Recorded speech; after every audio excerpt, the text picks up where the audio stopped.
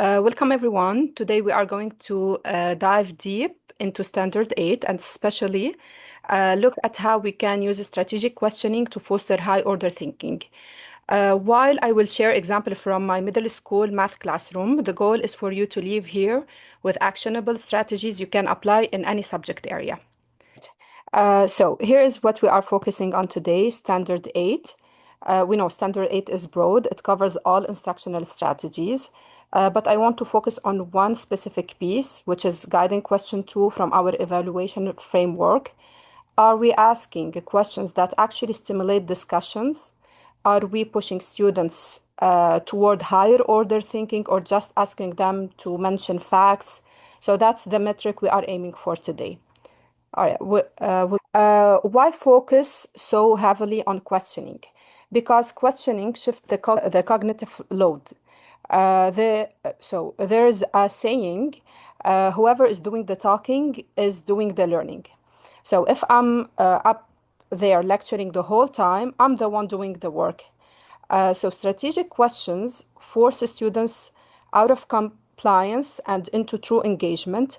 So it shifts the focus from simply getting the right answer to defending the process of how they got there. I want to have a look at this pyramid. We often stuck at the bottom of this pyramid. We ask, what is the formula? Or what is the definition? That's a recall.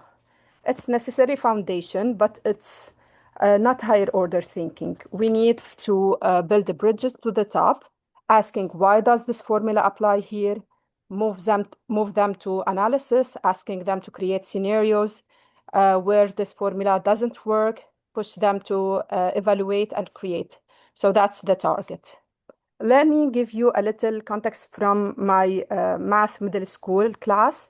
So the biggest challenge I face is that students think math is about, for example, getting the right answer as fast as possible. So if they are fast, they are smart. If they are slow, they are bad at math. So my goal is to break that mindset and shift to a culture of mathematical discourse where the process is what matters. How do I do the math? Or through strategic pre-planned questioning. I have to force them to talk, to have more discussions. Okay, I'm gonna go over a few strategies. Here is my first strategy. So let's say we are dividing fractions. The old way is asking what is half divided by 1/4. They chant, keep, change, flip. They do the math, they say they get the answer too. So they got the answer, but do they know what does it mean? Usually, no, because they just know the way to get there. So the new way is asking them to draw a model. So I ask, why does the number get bigger when we divide, for example? So that feel backwards. Now they have to grapple with the concept. They have to explain what that we are finding, so what they found, how many fourth fit, for example, in a half. So that this moves them from lower order recall to higher order analysis and justification. This is strategy number 2. This is the error analysis. Often we call it, or I call it my favorite no. So instead of looking at the correct answer, we analyze a very common mistake. I put an anonymous student work on the board, like the distributive property you see in the picture, and I ask them, what did they do right? So we start with the positive thing they did right. Then, where is the misconception? And finally, the highest order question, how would you explain the distributive property to student without just giving them the answer? So this removes the mistake and turn them into puzzle we solve together as a class. The third strategy is the what if scenario. So when a student solves a problem, the learning isn't over. So I like to mess with the variables. Let's say we find the area of a triangle, like you see in the picture below. I then ask, what if we double, for example, the height, but keep the base the same? How does the area change?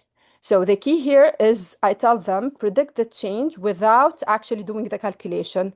So this test if they truly understand the proportional relationship and the underlying function rather than just plugging number into the formula and get the answer. Right. I think enough for me sharing strategies. Now I'll turn to so it's your turn. I want you to take strategy 2, okay, the power of error. So error of analysis, um, and translate it out of math classroom. How can you apply this strategy in your specific subject? So to stimulate the higher order thinking, the error analysis, how can you apply it in your subject? So I'm gonna give you a few minutes to brainstorm ideas, and I would like to hear from you guys. So if a Is student it may, okay to respond here, or should we be in groups? no, you can share here if you'd like Oh, to. okay. Well, the power of analysis is implemented in my subjects by normalizing mistakes. I let children know in all subjects it is okay to make mistakes. This is why we come to school. We're supposed to make mistakes. We're here to learn from our mistakes. And I even try to, make it into a joke for my fourth grade students. I tell them if they're not making mistakes, then Miss Morgan doesn't have a job. Yeah, thank you. That's great. So in my class, I'm teaching economics. So I give them, a case study. For example, there is a couple of people isolated in the one area, and then there is a number of resources that's given to them. And then they are not satisfied with the resource they have, so there is an error. So how can they correct it, right? And then students will come up with the different numbers of the resources, how they can trade with each other, okay, and try to solve the questions. So there's no right answers, but then get them thinking about how they can correct it. The quick example. Thank you.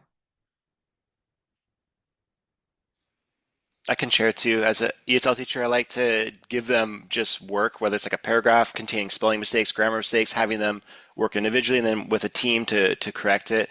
And just kind of focusing on things that might be difficult for the whole class as well to review. Like one thing, there was a word biased, for example, and the way it was spelled and the way I wrote it for them was just with like a T at the end instead of the ed suffix, and it threw them all off. And I'm like, then I had a nice little talk with them saying, okay, how ed can sound sometimes like t, sometimes like d, sometimes like id. So it really helped just like using morphology to in this case to guide them with how to spell this word correctly. So I like to throw errors and mistakes. I always have like up on the board like spot my mistake kind of warm up thing. So I think it's good just to show mistakes all the time. That's a strategy I use quite often.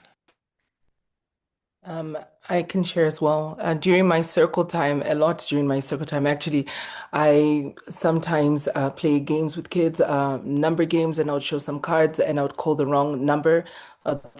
Maybe it's a number 7, I'd say 5, and then the kids would correct me. So, no, Miss Diana, that's not the correct number, and they'll tell me what the correct number is. Or if I'm counting, I would be like 1, 2, 3, 10, and then they would correct me and count in sequence. So, just different things like that. Thank you, Diana. All right. Anyone else? All right. Thanks. So the beauty is that across every subject, analyzing a mistake engages students at a much deeper level than just reading the correct textbook definition or the rule or the formula or whatever. Yeah, we move to wrap up. I want to leave you with three practical best practices. So first, plan your questions, write them in your lesson plan. Second, embrace the wait time. So you have to give students 5 to 7 seconds this uncomfortable silence to process. It is a tool. We need to use it. Use follow-up questions. For example, tell me more about that, or who agrees with that. So to close up, I have an exit ticket. Okay, I'll move to slide 2 now. Okay, we're gonna have a breakout room. So before we jump into the strategies, so let's connect with this to what we already know. I will give you a few minutes to chat with your group. How does knowing where our students are developmentally, which we saw in standard one, change the kind of our questions we ask them? I will ask you later to share after we finish the breakout rooms. I shared the standard one, just if you would like to have a look at it. So I want you to relate standard one to what kind of question you will be able to ask your students. So guys, I would like to hear from each group. Who would like to share first? I can share from our group. Okay. We have a couple of teachers who teach in China who mentioned that we have to find questions at the beginning of a class that really engage students. So we have to know, one, questions they understand, and two, what engages them enough that they're willing to be engaged for the rest of class. So it's about knowing where your students lie intellectually and socially to ensure that they're fully engaged is the only word I can think of, engaged for the rest of the class. All right. Thank you, Peyton. Next group. I guess I can share from my group. In my group, we pretty much talked about how we approach the different levels of learners. Like for instance, if it's below grade level, we want to focus more on to build understanding and confidence at the same time with explaining their understanding. When it comes to supporting our ELL students, we want to make sure we're using correct pronunciation. We're using visuals when we're questioning them. When it comes to on grade level learners, we want to focus on, of course, asking them on grade level questions, but also mixing in a little analysis with that. When it comes to advanced level learners, we really want to focus on analysis, evaluation, and creation questions, allowing them the opportunity to basically answer their questions in a more interdisciplinary way. Sure. I totally agree. Thank you, Chanel. I think we have last group.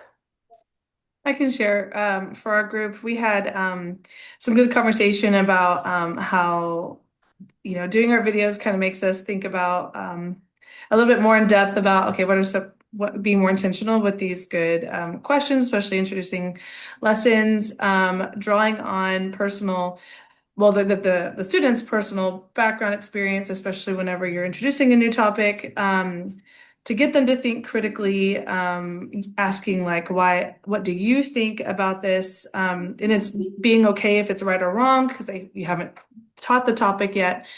For an example, like if you're doing an intro to something, and so getting them to try to analyze it themselves, but all developmentally appropriate, of course. We talked about the thing like the supporting our EL students as well, but meeting them where they're at, but recognizing that they need to learn, getting them to push them a little bit further in their abilities. So that's what we talked about.